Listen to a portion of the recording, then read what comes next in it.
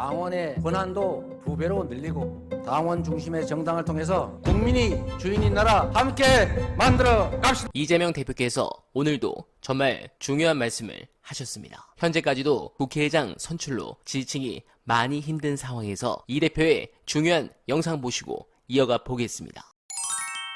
참 어려운 상황입니다. 말씀드렸던 것처럼 우리가 차이가 있다고 해서 다르다고 해서 그것은 틀린 것이다 단정하고 외면하는 것은 결국은 끝입니다. 노력해야지요. 말씀드렸던 것처럼 아직도 혹시 제재를 하기 위해서 혼을 내주기 위해서 탈당해야지라고 생각하는 분이 계시면 말씀드렸던 것처럼 당비를 끊으세요. 탈당하면 다시 들어오기 너무 힘들어요. 그리고 오히려 저는 이럴 때일수록 내가 더 책임지겠다 이렇게 해주시면 좋을 것 같습니다. 맞춰가는 과정이다.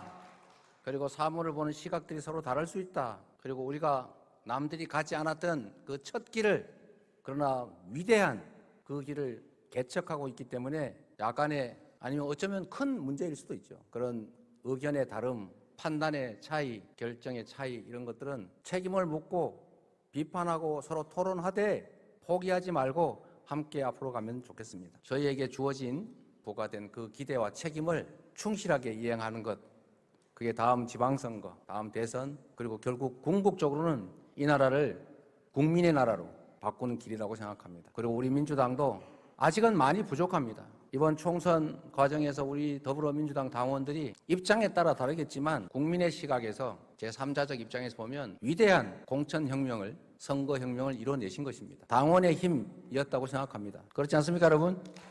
그래서 당원도 2배로 늘리고 당원의 권한도 2배로 늘리고 당원 중심의 정당을 통해서 국민이 주인인 나라 함께 만들어 갑시다, 여러분. 고맙습니다. 네, 공감합니다. 사실 이재명 대표께서도 지금 얼마나 힘드시겠습니까? 수박들 많이 날리고 힘들게 총선에서 대승했는데 또 이러고 있고 지지층이 힘들어하는 부분을 보시면서 말씀을 못하지만 정말 힘드실 겁니다. 그리고 지금 우원식 사퇴 여론이 모든 SNS와 커뮤니티의 화제입니다. 물론 이런 당원들의 민심은 우원식이 싫어서 이러는 게 아닙니다. 우원식 의원은 2021년 전당대회 당시 비공개적이지만 이재명 대표가 밀었던 후보였고 대표적 친명 후보였습니다.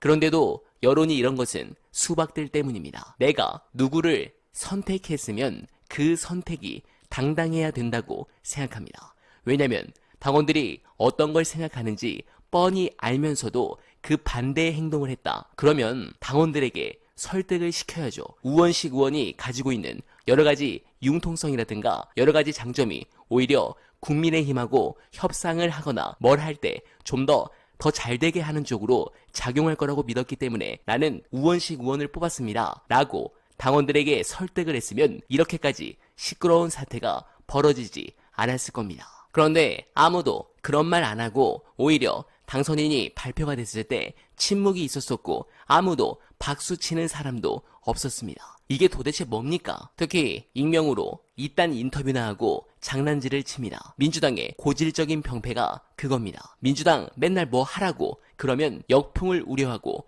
역풍 무슨 역풍이 한 번이라도 불었어요? 오히려 지금 순풍 불어가지고 이번에 총선이 이렇게 됐잖아요. 제발 역풍 타령도 그만하시고 당원들의 말대로 들어가지고 지금까지 잘못된 게 뭐가 있어요? 제발 민주당에 없는 이 민주를 의원들부터 지키길 바라면서 어날바른 내일도 최선을 다하겠습니다. 여러분 고맙습니다.